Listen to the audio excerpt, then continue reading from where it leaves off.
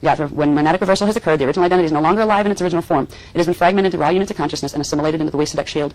One of the most easily identified auric configurations of shadow dancer full possession is loss of the crimson line between the physical and the etheric bodies.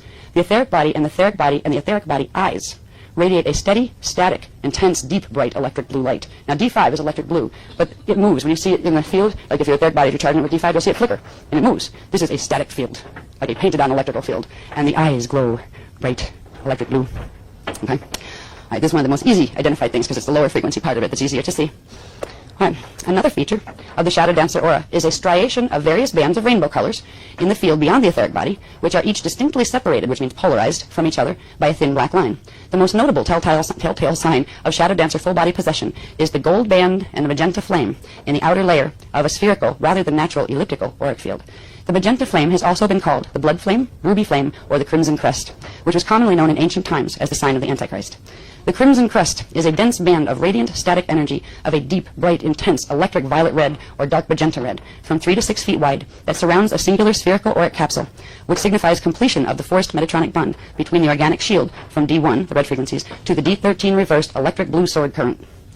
Within the crimson crest capsule, there is a thin dark black line, then an inner band of bright yellow-orange gold, about 4 to 6 inches wide. Another thin black line separates this outer metatronic radial body field from the inner layers of the striated rainbow aura. So that's basically the description of what one of these guys will look like. It is not a human configuration. There is no human in the body at all. There is not even anything that resembles a human. There's not even a phantom matrix person in the body anymore. They've been eaten. If one's HSP, this is the part that I saw one of these, and I didn't know what in heaven's name I was seeing. It freaked me out. It was at a UFO conference where I was supposed to speak on the panel, and there was this woman there that had this. I'd never seen anything like it, and it was very weird because when she started to speak, she started going this spiel about worshiping the Elohim and how they're coming in on spaceships and they're doing cloning experiments up in Canada and all this wild stuff. And there, she was talking in a monotone, and you could see people's fields doing something. She was doing something to the fields, and it was really strange because I had a weird experience. The Guardians actually blew a huge ball, a D12 frequency, out of my heart chakra when I felt the stuff happening around me, but you couldn't see anything on the outside. It was just the etheric stuff you could see. And all of a sudden, I just got this heat and wham, and it went flying and hit the back wall, and then splattered like a water balloon and showered D12 frequency, in the room. And I mean, I didn't do that on purpose. I didn't even think about doing that. I should have probably. But one of my higher levels or somebody said, got to change this. So there's this person was little, tiny, petite, brunette, sweet little, pretty little Canadian lady, and she that's what she looked like on the outside. When I looked over at her, and I wasn't really looking to see, I just kind of glanced over and I caught it. This is what I saw.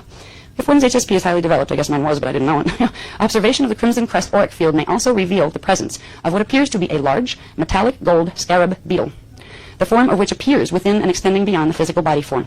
I wouldn't have believed it if I hadn't seen one, but I did, and I didn't know what it was. What is that? I've seen reptiles and people and things like that, but what is that? Right? This is the true form of the inhabiting shadow dancer.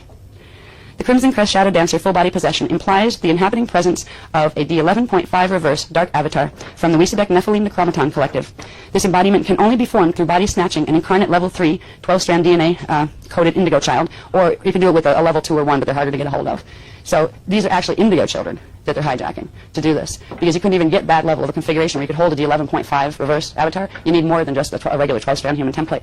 So these are the body snatched indigos.